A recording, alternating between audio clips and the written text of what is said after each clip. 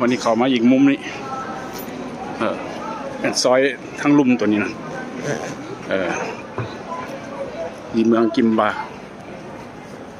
ห้อมนี้ที่สวยงามแห่งหนึ่ง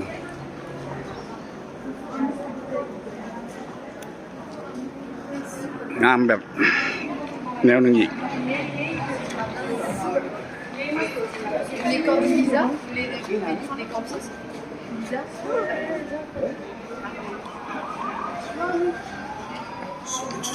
เงียบเลยนะหนึ่งวันนี้ใครอยู่บ้านไปไหนวันนี้บ้านไปไหน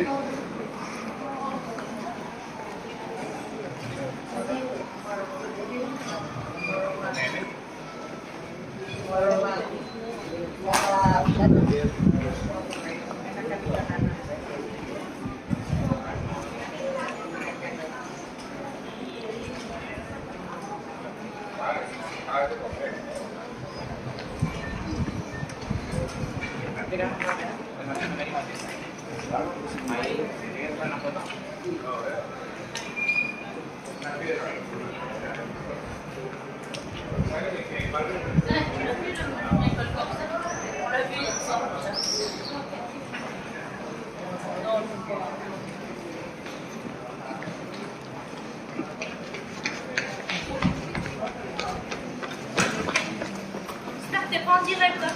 Je vais demander le droit d'auteur. Pourquoi? T'es Derrick? Ouais, bah super. Je parlais maintenant là, Derrick.